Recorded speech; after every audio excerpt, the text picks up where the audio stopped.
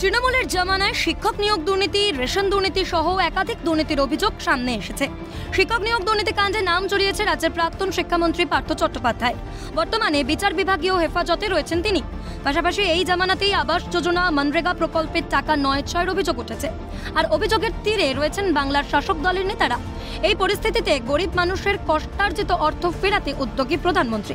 কৃষ্ণনগরের বিজেপি প্রার্থী রাজমাতা অমৃতা রায়ের সঙ্গে কথোপকথনে প্রধানমন্ত্রী জানিয়েছেন, দুর্নীতিতে লুট হওয়া ৩,০০০ কোটি টাকা যা বাংলা থেকে উদ্ধার করেছে ইডি, তা ফেরানো হবে।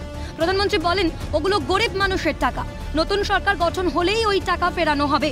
মানুষকে বলবেন, ওই অর্থ ফেরানোর জন্য কোনো না কোনো রাস্তা আমি অবশ্যই বের করব।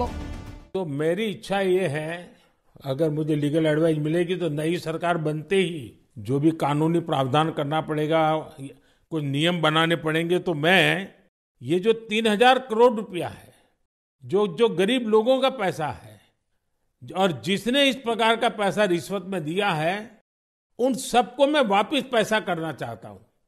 तो आप पब्लिक में जरूर बताइए कि मोदी जी से मेरी फोन पर बात हुई है और उन्होंने कहा है कि बंगाल के लोग विश्वास करें कि जो 3,000 करोड़ रुपया ईडी ने अटैच किया हुआ है, वो 3,000 करोड़ रुपया गरीबों का पैसा है बंगाल के, और वो उनको वापस देने के लिए कोई न कोई रास्ता मैं खोजूंगा। ইডির উদ্ধার করার টাকা ফেরানোর বিষয়ে প্রধানমন্ত্রীর এহেন মন্তব্য নিয়ে বঙ্গে শুরু হয়েছে রাজনৈতিক চর্চা। প্রধানমন্ত্রী মিথ্যা ভাওতা দিচ্ছেন, অভিযোগ তৃণমূল নেতা কুণাল ঘোষের। তিনি যা বলছেন মিথ্যা ভাওতা দিচ্ছেন।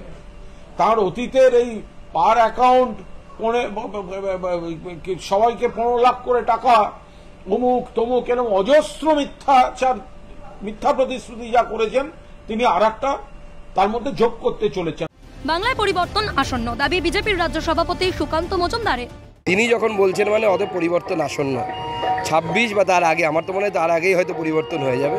তৃণমূল কংগ্রেস সরকার আর থাকবে না, এই সরকার এক্সপায়ারি ডেট পার হয়ে গেছে। প্রধানমন্ত্রীর ওই বক্তব্যকে আমরা স্বাগত জানাচ্ছি, মন্তব্য বিজেপি মুখপাত্র শ্রমিক ভট্টাচার্য। প্রধানমন্ত্রীর এই বক্তব্যকে আমরা স্বাগত জানাচ্ছি। দেশের প্রধানমন্ত্রী, তিনি প্রান্তিক মানুষের সঙ্গে কথা বলেন, প্রান্তিক মানুষের জীবনের তাপ উত্তাপ, উত্থান পতনকে তিনি দেহমন দিয়ে স্পর্শ করেন। সুতরাং সেই জন্যই প্রধানমন্ত্রী এই কথা বলেছেন।